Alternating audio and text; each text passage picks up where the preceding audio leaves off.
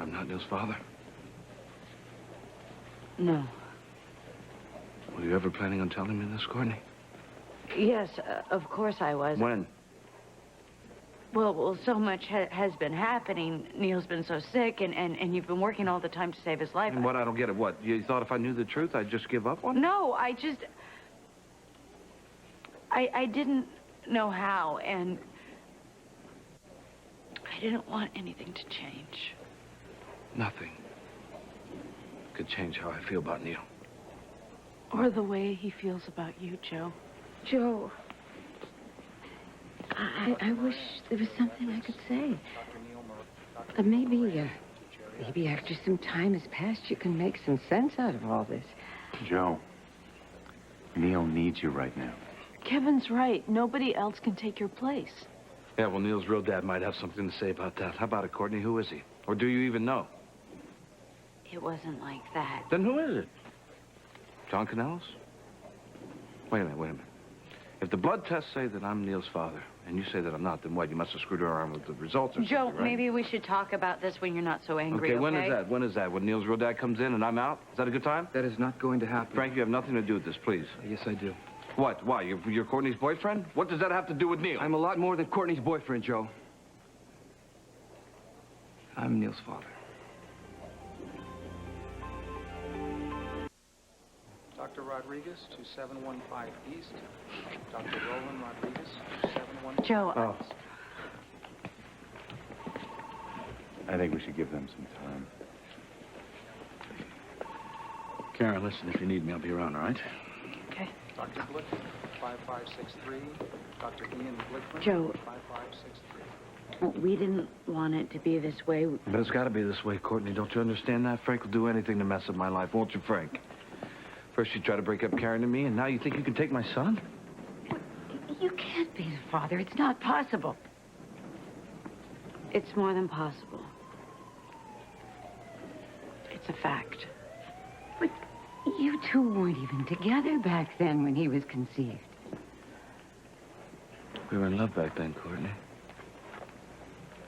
But you were sleeping with me and shacking up with Frank at the same time, weren't you? No, it wasn't like that, Joe. If you were sleeping with me and Frank at the same time, that's exactly how it was. Give her a break. Don't you think she feels bad enough? Yeah, I'm sure both of you feel real bad. Not that you lied to me or to Neil, but the whole world. But then I found out. What, were you in on this from the beginning, Frank? Oh, I guess you were. I didn't know Neil was my son until a few months ago. A few months ago.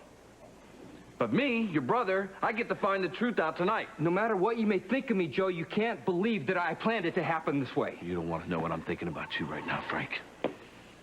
All right.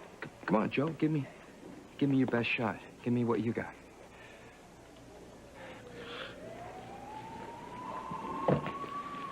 Joe, let me join No, I need some time by myself right now, Karen, please. And I thought you changed. You kept this secret for 10 years? And all the time you were pretending to be such a good friend of this family. I am part of this family. You may have just destroyed this family. The both of you. Oh, that's your brother. How could you do this to him? I wasn't trying to hurt Joe, Mom. Well, you certainly did. I'm going to see if he's all right. Damn it. Courtney? I hope you're happy. Joe didn't have to find out this way. He has you to thank for that.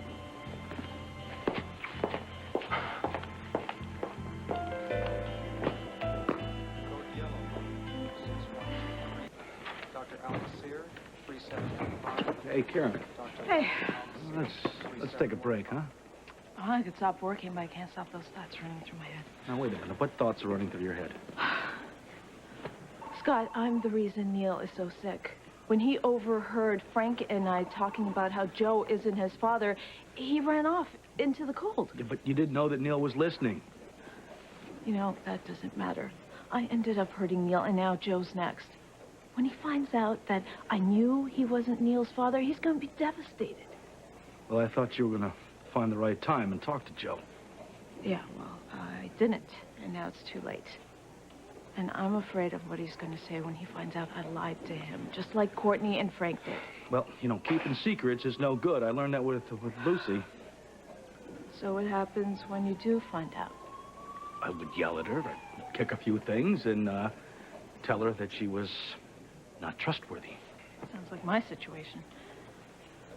Yeah. Well, we promised each other. From now on, we're coming clean.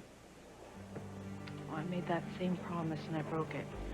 And we broke up before because I didn't trust him, and now he's going to think that I still don't.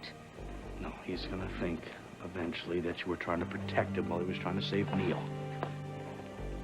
I hope you're right. Are you going to talk to him? As long as you take the blame if it doesn't go well. I love taking blame.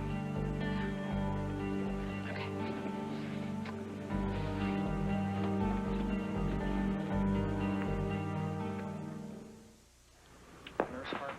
So please tell me you'll be coming home tonight.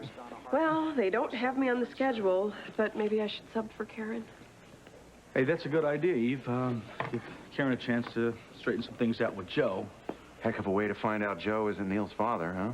Well, listen, I got to get home. Serena, babysitter needs to be paid. Hey, wait, Scott, before you go, is there any way you can tell me if the jury is closer to a verdict yet? No, I'm sure they have a lot of issues to work out. Don't we all? Yeah, speaking of that, I need to find Rachel, talk to her. You seen her? No, I haven't. Not since I pushed a button and she flipped out. What button is that?